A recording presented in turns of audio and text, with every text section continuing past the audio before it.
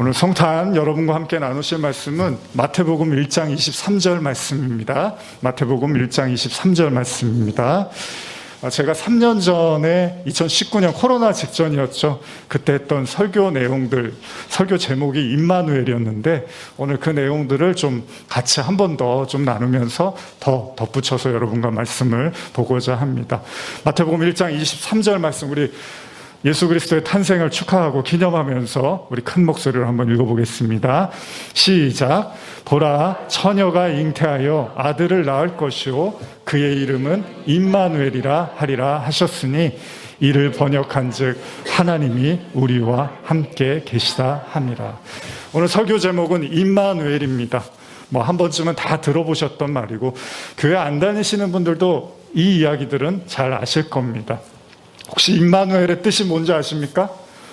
오늘 본문에 기록되어 있죠. 하나님이 우리와 함께 계시다. 오늘은 바로 그렇게 우리에게 어린 양이 되시고 십자가를 지시기 위해서, 그리고 인류를 구원하시고 소망이 되시기 위한 예수 그리스도의 은혜를 찬송하는 날입니다. 그래서 우리는 기쁨과 한량없는 은혜를 하나님께 표현할 수 있는, 또 더할 나위 없는 날이기도 합니다. 마태복음 1장은요 예수님의 탄생을 이야기하고 있습니다. 모두가 너무나 잘 아는 것처럼 예수님이 신약의 마태복음에 등장을 하기 이전까지 구약에서 수없이 예수님이 오실 거라고 수많은 선지자를 통해서 예언을 하셨습니다. 이제 메시아가 올 거다. 이제 너희를 구원할 거다. 이제 메시아가 오셔서 너희의 모든 영혼들을 살릴 거다라고 말씀을 하셨죠. 이 땅의 모든 어두움을 가르고 하나님이라는 유일한 빛을 주시기 위해서 이 땅에 오신 하나님의 아들, 드디어 온 세상이 기다렸던 메시아는 마리아라는 여인을 통해서 성령으로 잉태되어 지십니다. 그리고 천사는 그렇게 태어날 위대한 메시아의 이름을 이렇게 명명합니다. 뭐라고요?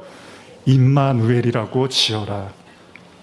성경은 그 뜻을 아주 분명하게 설명해 주는데요. 그 뜻이 뭐냐면 하나님이 우리와 함께 계시다. 여러분, 우리는 이렇게 생각할 수 있을 겁니다. 하나님이요 인간하고 함께 한다고? 아니, 어떻게 하나님이 인간과 같이 함께 할 수 있다고? 예수님의 이름의 뜻을 생각해 보면 어쩌면 너무나 당연한 얘기 같은데 사실은 대단한 얘기예요. 어떻게 하나님이 인간과 함께 하십니까? 그럼 여기서 질문을 드려봅니다. 여러분하고 하나님은 함께 계십니까? 하나님이 여러분과 함께 하시다는 것을 여러분들도 느끼고 알고 계십니까? 지금까지 신앙생활 해오면서요, 제 개인적으로 신앙의 목표, 신앙의 목적지를 저는 뭐라고 생각했냐면 하나님하고 동행하는 게 저는 신앙의 최고의 아름다움이라고 생각을 했습니다. 제가 만약에 하나님과 동행할 수 있다면 그거보다 더 큰 축복이 어디 있겠습니까? 그렇죠? 그러니까 저의 신앙의 목적지는 하나님과 동행하는 거다라고 생각을 했어요. 그런데 어느 날 성경을 보다가, 예전에 신학생 때 성경을 보다가 이런 구절을 하나 발견합니다. 한번 같이 읽어볼까요? 창세기 5장 24절입니다. 시작. 에녹이 하나님과 동행하더니 하나님이 그를 데려가심으로 세상에 있지 아니었더라. 어머나, 하나님하고 에녹이 동행을 했는데 하나님이 데려가 버리셨대요. 이걸 제가 현대어로 읽어드리면, 현대어 성경을 한번 읽어드릴게요. 에녹은 이렇게 365년을 살았는데 일생 동안 하나님의 뜻을 따라 그분과 함께 살다가 이 세상에서 사라졌다. 하나님께서 그를 데려가신 것이다. 여러분, 에녹은요 하나님과 동행을 했대요. 그리고 나서 세상에서 사라져버렸대요. 더 이상 세상에 있지 않았다는 얘기죠. 그게 하나님이 그를 천국으로 데려갔던지 아니면 다른 어떤 깊은 뜻이 있었든지 간에 에녹은 자신의 삶을 하나님과 동행하는 데 모든 정성과 노력을 쏟아 부었다는 것입니다. 이 세상에도 여러분 수많은 가정들이 있습니다. 가정 안에는요 또 가족들이 존재하고 있죠. 따라서 여러분과 저는 원하든 원하지 않든 간에 누구하고 함께 살아갑니다. 그렇죠? 근데 그 가족이라는 게 때로는 짐이 되고 벗어나고 싶고 도망치고 싶을 때도 있고요. 또 때로는 우리에게 가장 든든한 버팀목이 되고 없으면 정말 안 되는 그런 소중한 사람이기도 합니다. 그래서요, 여러분, 때때로 우리가 누구하고 함께 한다는 말을 들어도 설렐 때가 있습니다. 그렇죠, 여러분? 만약 우리가 그 말을 들을 때 설렌다는 거는 그 사람하고 같이 있는 게 너무 좋다는 얘기잖아요. 너무 좋으니까 그 말을 듣는 순간에 마음이 설렌다는 겁니다. 그건 분명히 우리에게 축복이겠죠. 근데 반대로요, 누구하고 함께 한다는 말을 들었는데 굉장히 불편해져요, 갑자기. 그 사람하고 함께 할 생각을 하니까 진짜 지금부터 깝깝하다, 이런 생각이 들 수 있잖아요. 그건 뭐죠? 누군가와 함께 한다는 게 절대로 매력적이기도 좋지도 축복이지도 않는 그런 이야기처럼 들리기도 한다는 겁니다.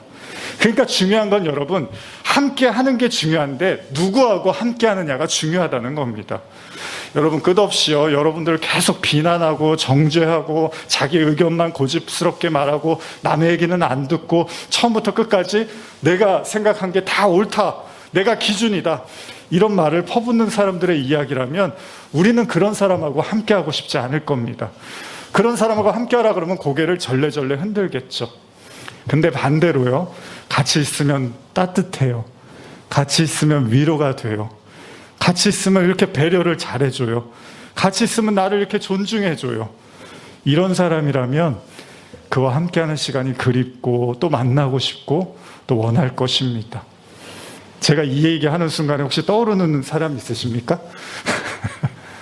저요? 같이 있으면 너무 따뜻하고 좋은 사람 혹시 떠오르시는 분 있습니까? 그런 분이 있으시다는 건 축복이겠죠.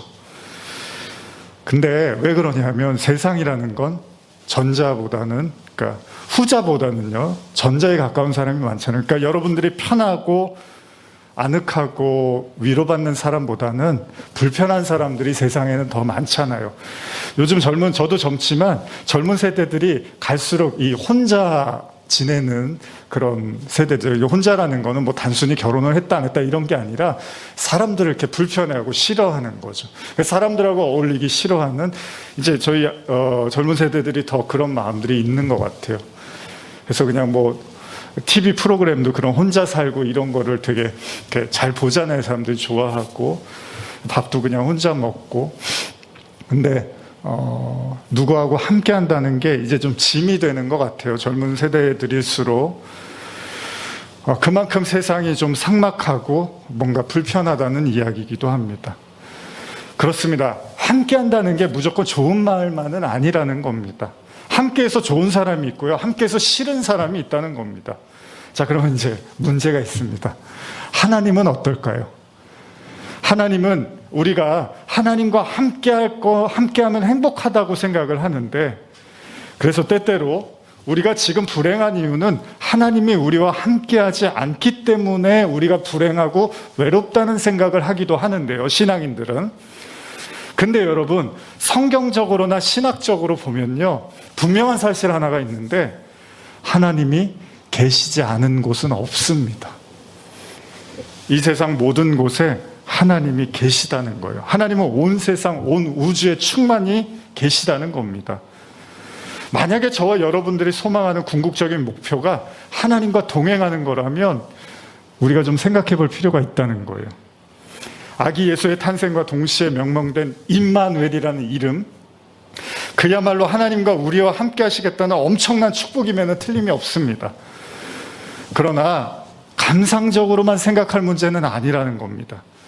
우리가 잘 아는 것처럼요, 애굽을 빠져나온 이스라엘 백성들이요, 광야 40년 동안의 삶이 있었잖아요. 하나님이 함께 하셨습니다. 도와주시고 먹을 거 주시고 입혀주시고 적으로부터 지켜주셨죠.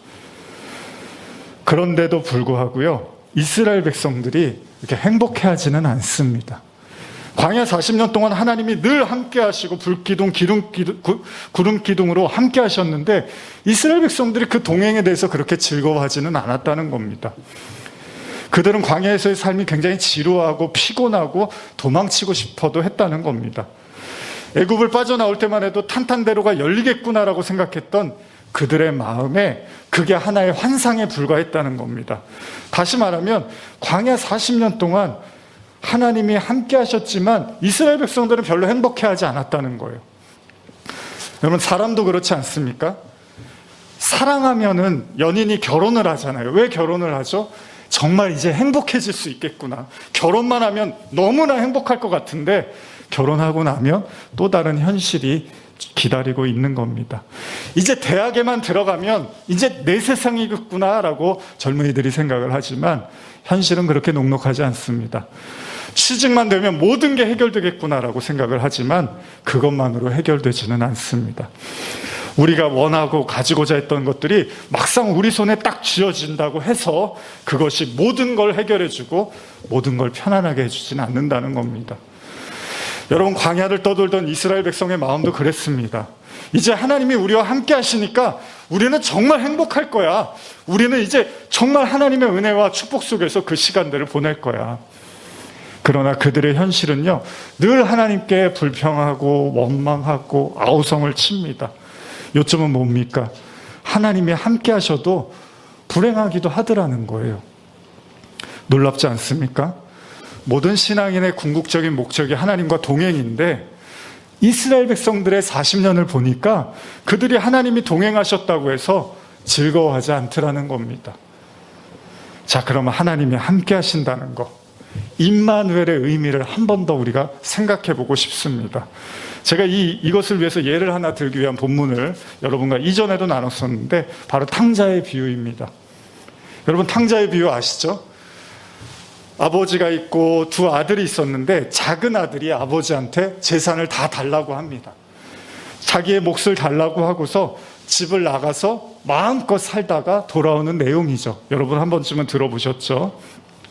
그는 아버지의 재산을 들고 가서 흥청망청 씁니다. 그리고 다 써버립니다. 그리고 나서 초라한 모습으로 아버지를 다시 찾아옵니다. 분명히 그는 겁을 먹습니다. 분명히 아버지가 내가 다시 돌아오면 나를 두들겨 패서 다시 내쫓을 거야.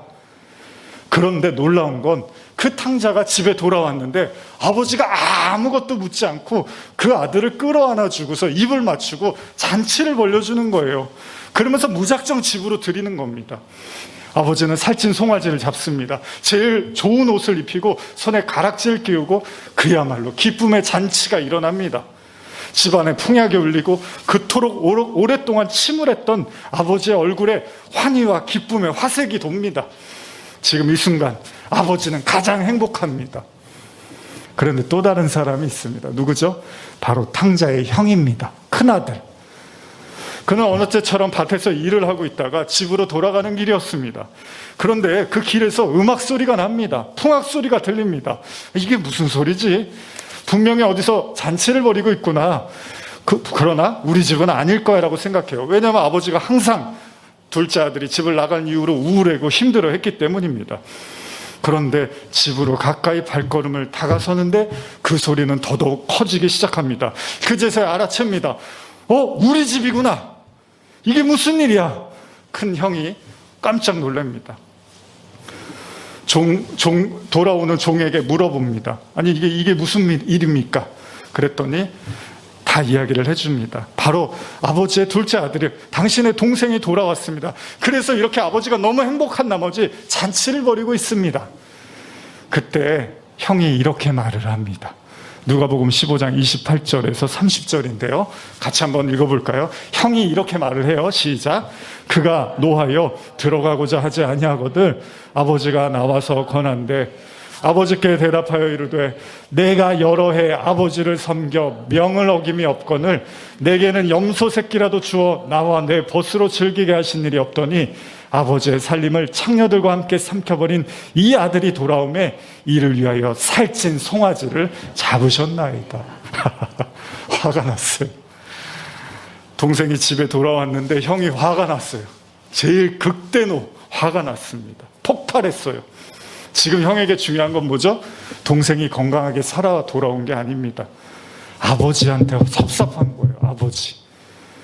아니 어떻게 아버지가 이럴 수 있어요? 내가 그렇게 말을 잘 듣고 아버지 시키는 대로 다 했는데 왜 나한테는 아무것도 준 적이 없으면서 저 개차반한테는 이렇게 잘해주냐는 거예요. 형은 분노합니다. 도대체 아버지를 이해할 수가 없습니다. 마음 같아서는 잔치집을 다 뒤엎어버리고 깽판을 쳐버리고 싶은 거죠. 동생도 실컷 때려버리고 종들도 때려버리고 아버지도 그냥 밀쳐버리고 싶은 이놈의 집구석 다시는 내가 들어오나 보라. 이런 마음이 생기는 거예요. 아버지도 동생도 다 필요 없습니다. 나를 알아주지 않는 부모고 나를 알아주지 않는 형제는 나한테 아무 의미도 없는 거예요. 그동안에 생고생을 한 걸 생각하면 너무나 분하고 괘씸합니다.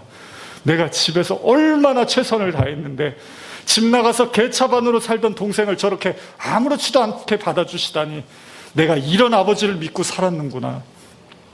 저렇게 천박한 동생을 집에 들여서 잔치를 벌이는 아버지를 보니까 그냥 너무나 울분이 터지는 거예요. 울구락 불구락 화를 이기지 못하는 아들을 향해서 아버지가 말씀하십니다. 같이 한번 읽어볼까요? 15장 31절 32절입니다. 시작. 아버지 목소리로, 아버지의 톤으로 시작. 아버지가 이르되 예, 너는 항상 나와 함께 있으니 내 것이 다 내 것이로되 이 내 동생은 죽었다가 살아났으며 내가 잃었다가 얻었기로 우리가 즐거워하고 기뻐하는 것이 마땅하다 하니라. 아버지가 말합니다. 예, 너는 나랑 함께 있었잖아. 예, 너는 나랑 함께 지냈잖아. 아버지는 큰아들에게 말합니다. 너는 나랑 함께 살았잖아. 그런데 동생은 오랫동안 떨어져 지내다가 다시 오지 않았느냐. 이렇게 가족이 모일 수 있다는 게 이게 얼마나 기쁜 일이냐. 여러분들한테 질문하고 싶습니다. 형은 왜 이렇게 화가 난 걸까요? 왜 아버지한테 이렇게 화가 났을까요? 혹시 형은요, 동생이 돌아오자마자 딴 생각을 한 걸까요? 아, 저놈이 내가 받을 유산을 반이나 가져가겠구나. 아, 저놈 없어갖고 이제 아버지께 다 내 거라고 생각했는데 저 쓸모없는 놈이 와갖고 이제 나는 몫이 줄었구나. 이런 생각을 했을까요? 제가 이 설교를 이렇게 준비하면서 이제 작년에 아버지께서 돌아가셨잖아요.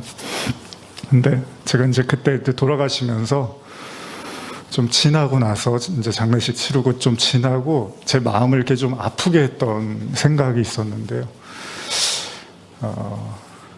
아버지가 이렇게 가셨으니까, 근데 뭔가 후회는 아닌데 제 마음을 좀 아팠던 게, 제가 잠시나마 이제 선교사로 외국에 나가 있었잖아요.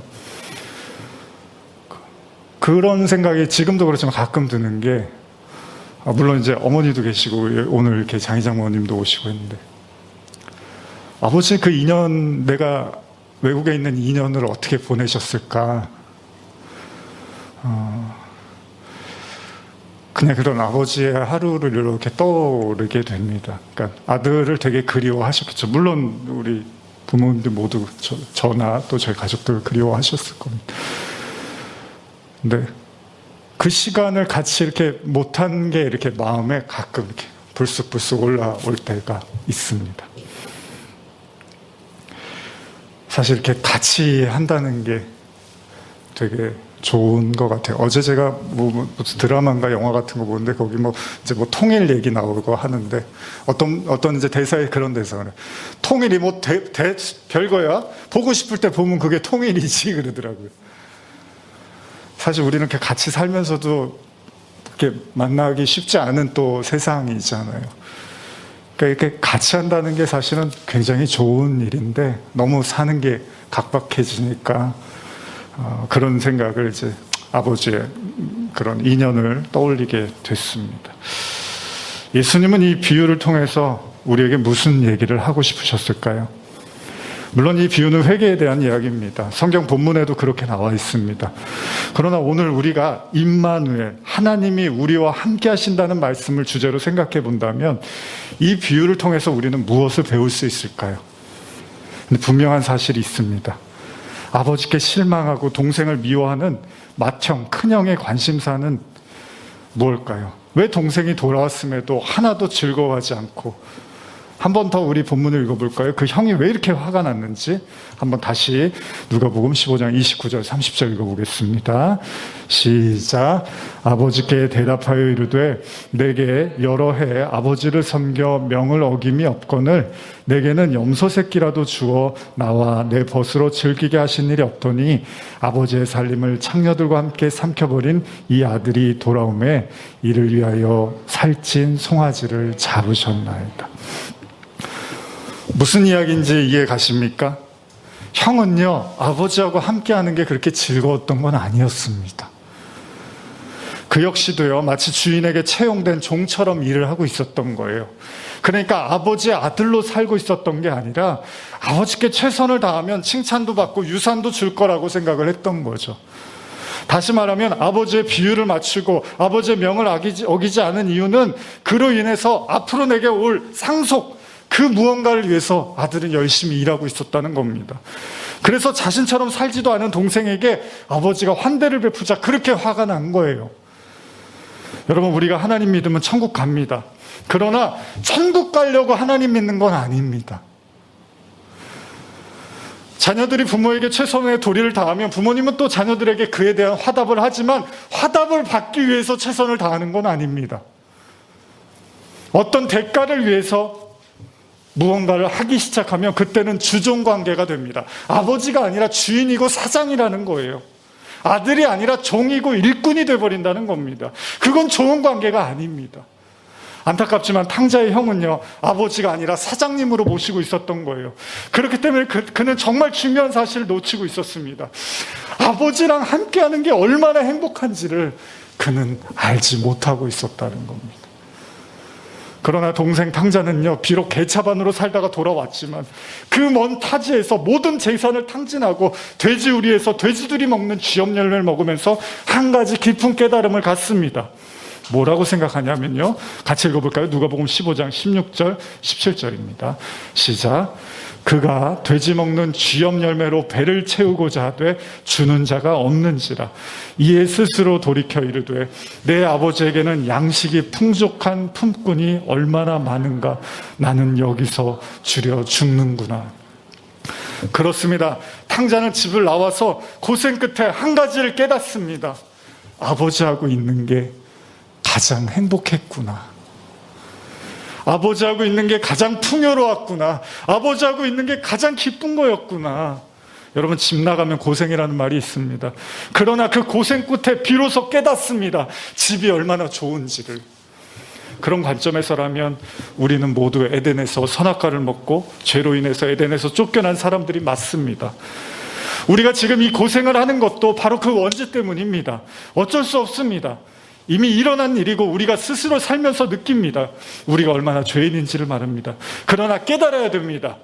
뭘 깨달아야 되죠? 이 고생을 통해서 반드시 아버지께로 돌아가는 거, 진짜 행복은 아버지하고 동행하는 거, 이걸 우리가 느껴야 된다는 겁니다. 오늘날 많은 성도들이요, 마치 광야의 길을 걷는 것처럼 이스라엘 백성처럼 하나님이 함께 하셔도 별로 행복해하지 않습니다. 하나님이 함께 해서도 별로 즐거워하지 않습니다. 요즘 크리스찬들이 많이 무기력합니다. 생각해 보십시오. 여러분들의 하나님은 아버지입니까? 아니면 사장님입니까? 아니면 무서운 사감 선생 같은 신입니까? 신앙의 목적은 하나님과 동행하는 겁니다. 그 교회도요, 편해야 돼요, 사실. 그렇잖아요. 하나님이 편해야 되잖아요. 우린 천국 가기 위해서 하나님을 믿는 게 아니고요, 지옥 안 가려고 하나님 믿는 게 아니라 하나님을 믿기 때문에 천국 가려고 하는 게 아니에요. 하나님을 믿기 때문에 천국에 간다는 거예요. 놀랍지만요, 하나님은 천국에만 계시지 않습니다. 사실 여기에도 함께 하십니다. 만약 여러분들이 하나님을 믿어서 무언가를 얻거나 고생을 피하고자 하는 기대하는 마음으로 하나님을 믿으려고 한다면 탕자의 비유처럼 형처럼 아버지와 아버지의 동행이 그다지 행복하지 않을 수도 있습니다. 중요한 건 뭡니까? 아버지입니다. 아버지, 하나님. 이 땅에서 유일하게 아버지를 아버지로 대했던 한 분이 계십니다. 어떤 것도 하나님께 기대하지 않고 그는 내 아버지고 나는 그 아들입니다라고 고백했던 그렇게 살다 가신 분이 계십니다. 누구죠? 바로 예수 그리스도입니다. 그 아버지와 아들 사이에는 그 무언가도 가로막지를 못했습니다. 우리도 어느 정도는 압니다. 사람을 보면 저 사람이 순수히 나를 받아들이는 건지 아니면 어떤 이유 때문에 나한테 잘해주는 건지 우리도 다 압니다. 그런데 하나님이 모르실 리가 있겠습니까? 여러분들이 하나님을 믿는 이유, 여러분들이 하나님께 나가는 이유가 무엇인지를 하나님은 너무나 꿰뚫어보고 다 아십니다. 여러분, 하나님은 절대 인간의 수단이 되어서는 안 됩니다. 성도의 목적지는 천국이 아니라 그 이전에 하나님이라는 겁니다. 그냥 하나님이 좋은 거예요. 하나님이 감사한 거예요. 여러분, 이 땅에서 하나님과 동행할 수 있다면, 탕자를 용서한 그 아버지의 마음을 이해할 수 있다면, 여러분들의 아버지는 하나님이십니다. 임마누엘. 사실 이런 얘기가 다 무슨 소용이 있겠습니까?